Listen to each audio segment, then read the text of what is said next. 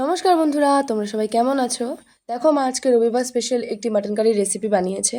তার জন্য মা প্রথমে 1 কেজি মাটনের মধ্যে কুচিয়ে রাখা পেঁয়াজ, সরষার তেল, হলুদ, লবণ, জিরে গুঁড়ো, বেটে রাখা পেঁয়াজ রসুন, ডুমো করে কেটে রাখা টমেটো দিয়ে ভালোভাবে মেখে নিচ্ছে। সেই ম্যারিনেশনটি তোমরা চাইলে 2 ঘন্টা রাখতে পারো। মা 1 ঘন্টার জন্য রেখেছিল টাইম মেজারমেন্টের জন্য, কারণ মার কাছে এত সময় ছিল না। এবং এখানে একটু পরে মা লঙ্কা বাটা অ্যাড করবে, কারণ আগে লঙ্কা বাটা দিয়ে মাখলে হাত জ্বলার একটা দারুণ সম্ভাবনা থাকে, এর জন্য মা এটা পরে দিয়েছিল। এবং একটি কড়াইয়ে তেল গরম করে সেখানে ডুমো করে কেটে রাখা আলু দিয়ে তার মধ্যে হলুদ আর লবণ দিয়ে ভালো করে গোল্ডেন ফ্রাই করে মা ভেজে নেবে। তারপরে ভাজা হয়ে গেলে সে আলুগুলো একে একে তুলে নিচ্ছে মা।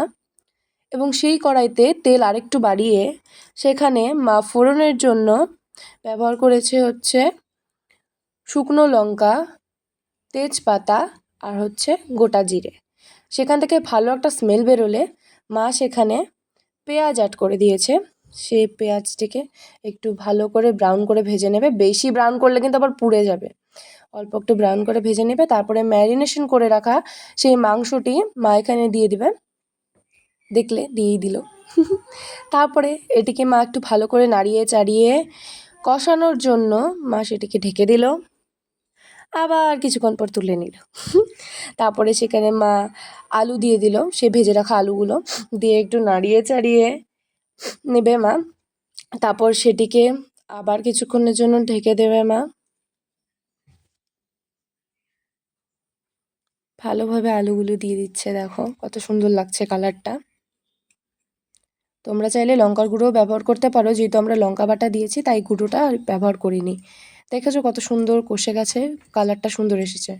এবার মা এখানে গরম জল ব্যবহার করছে, ঠান্ডা জল কিন্তু ব্যবহার করবে না, গরম জলে টেস্ট আরও বেশি ভালো হয়। এবার মা আবার ঢেকে দিচ্ছে এটাকে ফুটোনোর জন্য, যাতে মাংসটি সিদ্ধ হয়ে যায়।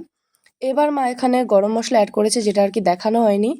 তারপরে মা নামিয়ে নিল। দেখো কত সুন্দর হয়েছে। তোমাদের যদি এই ভিডিওটা ভালো লাগে, এইভাবে রান্না করে দেখো, খেয়ে দেখো কেমন লাগে, এবং মাকে অবশ্যই জানিও। ভালো লাগলে লাইক, শেয়ার, কমেন্ট এবং সাবস্ক্রাইব করো। বাই বাই, ভালো থাকো তোমরা সবাই।